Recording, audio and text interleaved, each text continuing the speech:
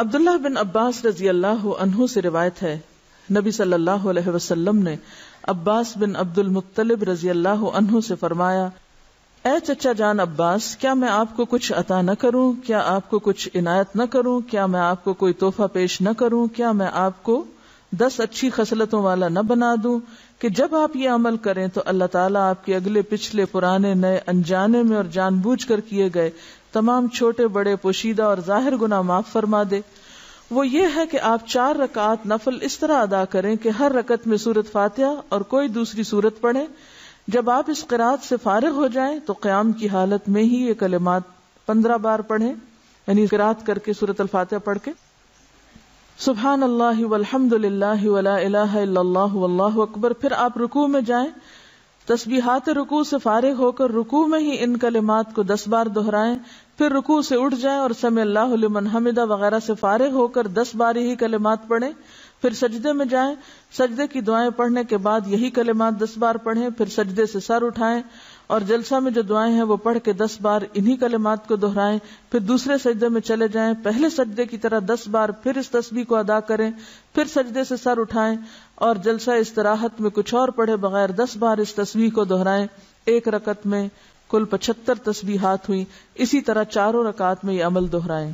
اگر آپ طاقت رکھتے ہو تو نماز تسبیح روزانہ 1 بار پڑھیں، اگر آپ ایسا نہ کر سکتے ہو تو ہر جمعہ 1 بار پڑھیں، یہ نہ کر سکتے ہو تو ہر مہینے میں 1 بار پڑھیں، یہ بھی نہ کر سکے تو سال میں 1 بار، اگر آپ سال میں بھی 1 بار نہ کر سکتے ہو تو زندگی میں 1 بار ضرور پڑھیں۔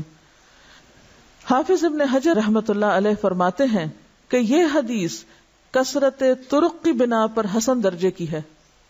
یعنی نماز تسبیح کی حدیث جو ہے اس کے بہت سے طرق ہیں، یعنی بہت سی چینز ہیں، اس لیے یہ حسن درجے کی ہے۔ شیخ البانی فرماتے ہیں کہ امام حاکم اور حافظ ذہبی نے اس حدیث کی تقویت کی طرف اشارہ کیا ہے اور یہ حق ہے، یعنی البانی کے نزدیک بھی یہ بات درست ہے کیونکہ اس کے بہت سے طرق ہیں۔ علامہ مبارک پوری شیخ احمد شاکر نے بھی اسے حسن کہا ہے، جبکہ خطیب بغدادی، نووی، ابن صلاح نے اسے صحیح کہا ہے۔ بعض اوقات صحیح لغیر ہی ہوتی ہے، یعنی ایک چین میں اگر ایک چیز کی کمی تو دوسری میں وہ نہیں، تو ایک کی کمی دوسرے نے پوری کر دی تو وہ حسن کس درجے پہ آ گئی؟ صحیح کے، لیکن وہ صحیح لذاتی ہی نہیں بلکہ لغیر ہی ہے، یعنی خود سے صحیح نہیں تھی بلکہ دوسری چین نے اس کو صحیح بنا دیا۔ نماز تسبیح میں تسبیحات تشہد میں التحیات سے پہلے پڑھیں، بخلاف دوسرے ارکان کے، ٹھیک ہے؟ باقی تو یہ نا سورۃ فاتحہ وغیرہ پڑھ کے تلاوت کر کے پھر تسبیح پڑھیں، اسی طرح سجدے کی تسبیح پڑھ کے پھر یہ تسبیحات پڑھیں، سمع اللہ لمن حمدہ کہہ کے پھر تسبیحات پڑھیں، سجدے کی تسبیح پڑھ کے پھر یہ تسبیحات پڑھیں، اسی طرح دوسرے سجدے سے اٹھ کے پڑھ کے پھر اٹھیں۔ لیکن تشہد میں آپ کیسے پڑھیں؟ تشہد سے پہلے، بخلاف دوسرے ارکان کے۔ نماز تسبیح کے بعد پڑھی جانے والی دعا کی سند سخت ضعیف ہے، معلوم نہیں وہ کون سی دعا ہے، میرے علم میں تو نہیں، بہرحال جو بھی لوگ کو خاص دعا پڑھتے ہیں وہ ضعیف ہے۔ اس کے راوی عبد القدوس بن حبیب کو حافظ ہیثمی نے متروک اور عبداللہ بن مبارک نے کذاب کہا ہے۔ یاد رہے کہ اس حدیث شریف میں نماز تسبیح کو باجماعت ادا کرنے کا ذکر نہیں ہے، صرف انفرادی عمل کے طور پر نبی صلی اللہ علیہ وسلم نے اپنے چچا جان کو اس کی ترغیب دی ہے، لہذا جو مسلمان نماز تسبیح ادا کرنا چاہے اسے چاہیے کہ پہلے نماز تسبیح کا طریقہ سیکھے، پھر اسے تنہائی میں اکیلا پڑھے۔ یہ رویہ بھی انتہائی مہلک ہے کہ بندہ فرض نمازوں پہ تو توجہ نہ دے مگر نماز تسبیح ادا کرنے کے لیے ہمہ وقت بے تاب رہے۔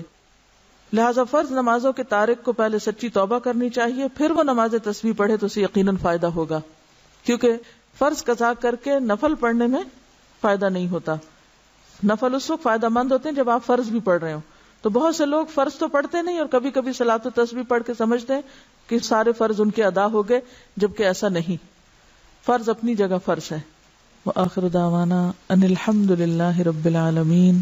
سبحانک اللہم وبحمدک، نشہد ان لا الہ الا انت، نستغفرک ونتوب الیک۔